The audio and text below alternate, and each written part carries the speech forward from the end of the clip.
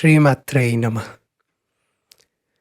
मेरा प्रणाम है उन जगदम्बा को जो समस्त ब्रह्मांड की नायिका हैं। सबसे पहले भगवान का हम आवाहन करते हैं, तत्पश्चात वीडियो को हम आरंभ करेंगे।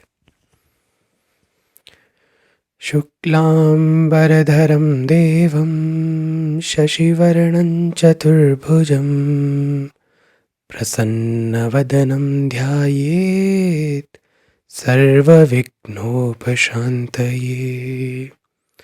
वक्रतुण्डमहाकाय सूर्यकोटिसमप्रभा निर्विघ्नं कुरु मे देव सर्वकार्येषु सर्वदा। सर्वमङ्गलमाङ्गल्ये शिवे सर्वार्थसाधिके शरण्ये त्र्यम्बके देवी नारायणी नमोऽस्तुते। जयन्ती मंगला काली भद्रकाली कपालिनी दुर्गा क्षमा शिवा धात्री स्वाहा स्वधा नमोस्तुते। बोले जगन माता की जय। तो हमारा विषय आज का, बहुत सारे हमारे मित्रगण जो समझते हैं कि इस शरीर से उन्हें कुछ गाइडेंस मिल जाएगी, but the thing is I am no one to guide you. It's divine mother who is guiding everyone. It's that universe which is guiding everyone. We are just medium. So a lot of question I get that I don't know my Ishta Devata. How will I know that who is my Ishta?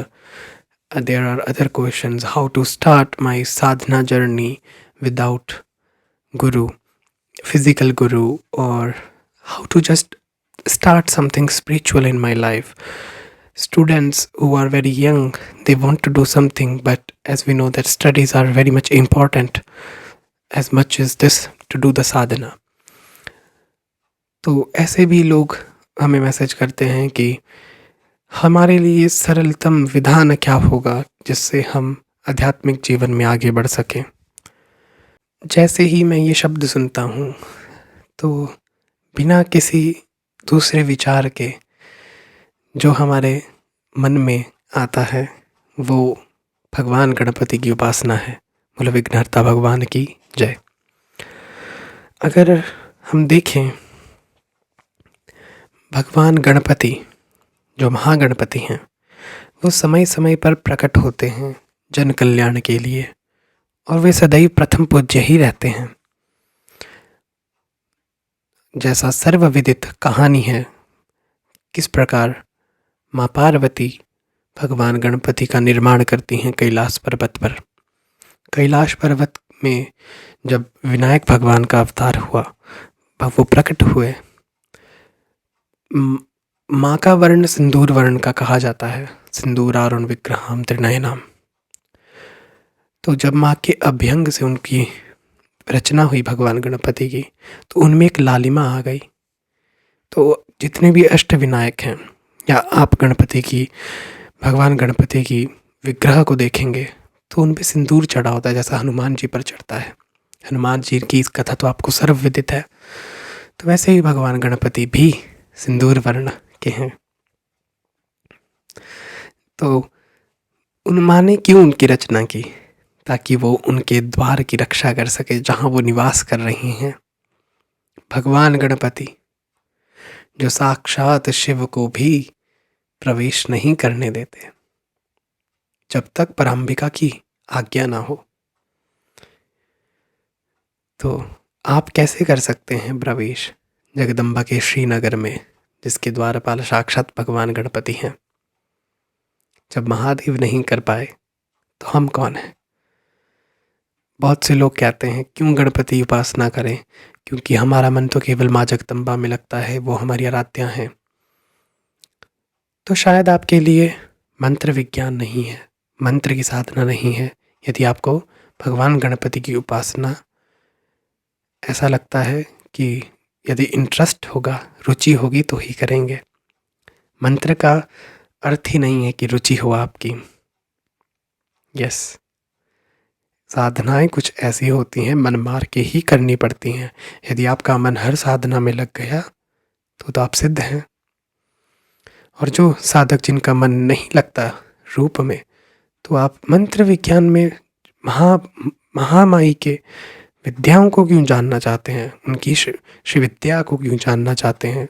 फिर आप ध्यान योग कीजिए, ध्यान मार्ग से, meditation से परम ज्योति का ध्यान कीजिए, कुंडलिनी का ध्यान कीजिए। लेकिन कुंडलिनी में, मूलाधार में पुनः आपकी भेंट भगवान गणपति से ही होगी, भगवान गणपति से ही। वो यहाँ पर भी उतने ही इम्पॉर्टेंट हैं जितनी मंत्र साधना में है। भगवान गणपति ऐसे देवता हैं जिनकी साधना प्रतिदिन प्रतिक्षण करनी चाहिए। असुर भी अपना कार्य उन्हीं का नाम लेकर करते हैं, फिर हम कौन हैं? केवल 10 दिन के गणपति उत्सव में ही उनकी पूजा नहीं होनी चाहिए। हर सनातनी के घर में प्रतिदिन भगवान गणपति की उपासना, आवाहन नितांत आवश्यक है। वो केवल एक फॉर्मेलिटी ना हो कि आप एक फॉर्मेलिटी कर रहे हैं भगवान गणपति की पूजा करने की। नहीं, पूरी श्रद्धा के साथ उनका आह्वान कीजिए, विघ्नहर्ता का, जो हर विघ्न का नाश करने वाले हैं, विनायक हैं, शुभ मार्ग देने वाले हैं। धनार्थी लभते धनम, पुत्रार्थी लभते पुत्रम, विद्यार्थी लभते विद्याम, मोक्षार्थी लभते गतिम। मोक्ष मांगने वाले को गति देते हैं, विद्या मांगने वाले को विद्या देते हैं, धन मांगने वाले को धन देते हैं, और पुत्र मांगने वाले को, संतान मांगने वाले को संतान देते हैं। ऐसे भगवान गणपति हैं। धर्म अर्थ काम मोक्ष को देने वाले हैं। साधना में चाहिए, जीवन में चाहिए अर्थ हो, भगवान गणपति वो भी देते हैं।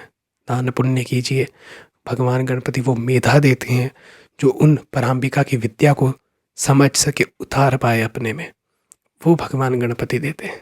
जैसा हमने बताया कि महादेव भी प्रवेश नहीं कर सकते, फिर आप कौन हैं? तो मैं आज दिन में विचार कर रहा था, जब आप एक विजुअलाइजेशन होती है जिस प्रकार आप करते हैं वार्तालाप अपने इष्ट के साथ, तो जब मैं देख रहा था भगवान गणपति माँ देवी के श्रीनगर के द्वार पर रहते हैं, श्री चक्र के, और नवम आवरण में, बिंदु मंडल में या चिंतामणि गृह के मध्य में देवी माँ रहती हैं। तो भगवान गणपति की एक साधक उपासना करता है, भगवान गणपति प्रसन्न होते हैं और कहते हैं क्या चाहिए? आप कहते हैं भगवान मुझे माँ जगदम्बा के दर्शन चाहिए, मुझे उनका प्रेम, भक्ति, आशीर्वाद चाहिए। बस फिर भगवान गणपति आपका हाथ पकड़कर आपको एक एक आवरण को पार करते हुए पराभट्टारिका परमेश्वरी के समीप ले जाते हैं। सभी देवताओं के लिए आसन बने हुए हैं। श्री चक्र के जो देवता हैं सब बैठे हुए हैं अपने आसन पे, लेकिन भगवान गणपति का कोई आसन नहीं बना है। There is no seat for Ganpati. Why so? You will see Ganpati, भगवान गणपति आपको खड़ा करते हैं पराभट्टारिका के समक्ष और जाते हैं और देवी माँ के गोद में बैठ जाते हैं। ये सौभाग्य किसी और को प्राप्त नहीं, केवल विनायक भगवान को प्राप्त है, जो साक्षात पराम्बिका की संतान है। देखिए क्या सौभाग्य है भगवान गणपति का। भगवान गणपति कहते हैं माँ, ये बालक, ये संतान आपकी मुझे पुकार रही थी। जब मैंने पूछा इसे क्या चाहिए, इसने कहा कि आपका दर्शन चाहिए, तो माँ मैं इसको आपके पास ले आया हूँ। माँ कहती हैं तुमने सही काम किया विनायक। और तब देवी माँ आप पर दृष्टि डालती हैं, आपका जीवन सफल हो चुका है। पूर्ण कृपा आपको भगवान गणपति की प्राप्त हुई, जिस कृपा से आपको पराभट्टारिका परमेश्वरी की कृपा प्राप्त हुई। अब आपका जीवन धन्य हो चुका है। उनके दर्शन मात्र से, दृष्टि पात से समस्त विद्याएं आप में जागृत हो चुकी हैं। रोम रोम से भगवती का नाम प्रस्फुरित हो रहा है अनावर्त। हर उपासना आपकी सफल हो चुकी है। बोलो जगन माता की जय। तो हमने जाना क्यों आवश्यक है भगवान विनायक की उपासना, गणपति की उपासना।